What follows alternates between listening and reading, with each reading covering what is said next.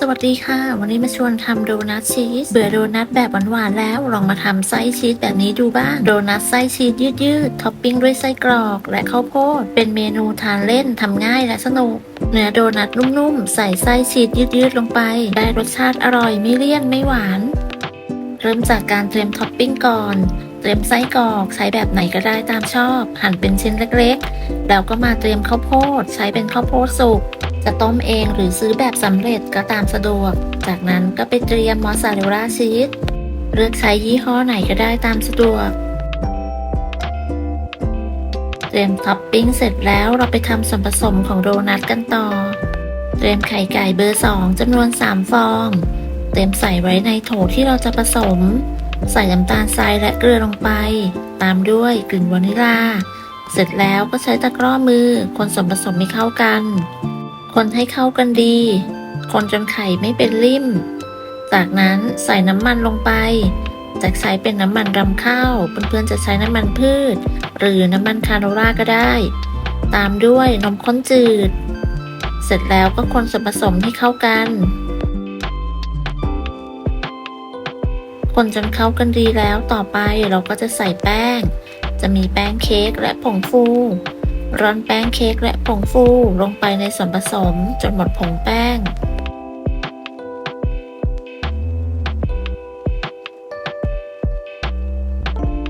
จากนั้นก็คนส่วนผสมให้เข้ากันเหมือนเดิมคนจนส่วนผสมเนียนเข้ากันดีขั้นตอนการผสมมีเพียงเท่านี้ง่ายมากๆ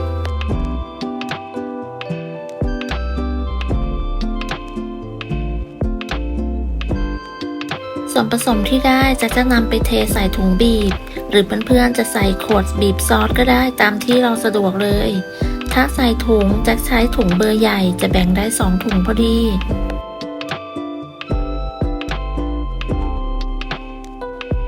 ใส่ถุงบีบเสร็จแล้วก็ใช้หนังยางรัดปากถุงจากนั้นเดี๋ยวเราไปเริ่มอบกันเลยค่ะ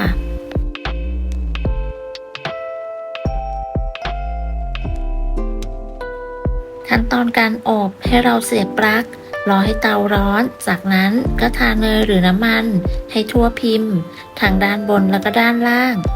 เสร็จแล้วจะเริ่มทำที่ข้าวโพดก่อนใส่ข้าวโพดลงไปในแต่ละช่องใส่มากน้อยตามชอบได้เลยจากนั้นก็เริ่มบีบส่วนผสมลงไปส่วนผสมที่เราใส่ถุงบีบแล้วให้ตัดปลายถุงบีบลงไปในแต่ละช่องครั้งแรกไม่ต้องใส่เยอะค่ะเสร็จแล้วก็โรยด้วยมอสซาเรลล่าชีสใส่ชีสเยอะหน่อยจะได้ยืดใส่มอสซาเรลล่าชีสแล้วก็บีบส่วนผสมทับลงไปอีกรอบใส่จนครบทุกกลุ่มแล้วจากนั้นก็ปิดเตาขั้นตอนแรกจะอบที่2นาทีก่อนค่ะเมื่อครบเวลา2นาทีแล้วก็เปิดเตาได้สีสันสวยงามแบบนี้เลยค่ะจากนั้นจะกลับด้านเมื่อกลับด้านแต่ละชิ้นหมดแล้วเราก็จะอบต่ออีก1นาที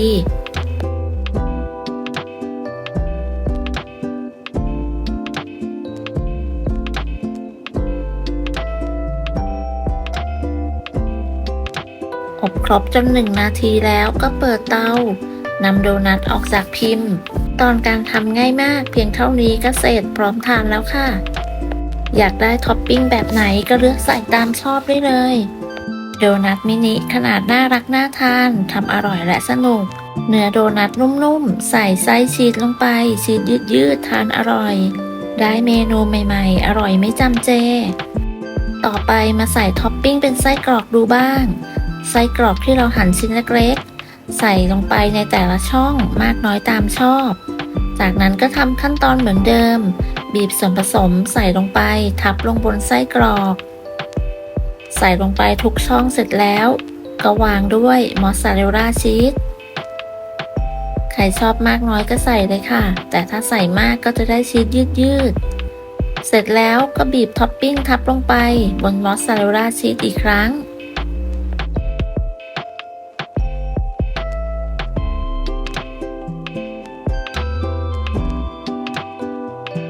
จากนั้นก็อบต่อ2นาทีเมื่อครบเวลา2นาทีแล้วก็เปิดเตา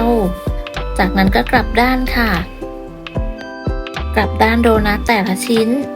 จากนั้นเราก็จะอบต่ออีก1 นาที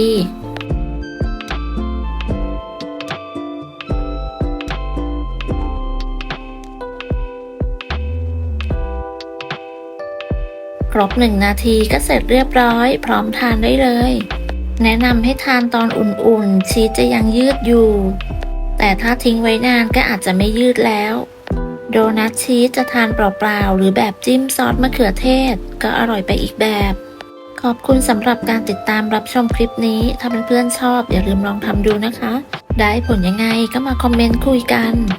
สำหรับคลิปนี้ต้องลาไปก่อนพบกันใหม่ในคลิปหน้าสวัสดีค่ะ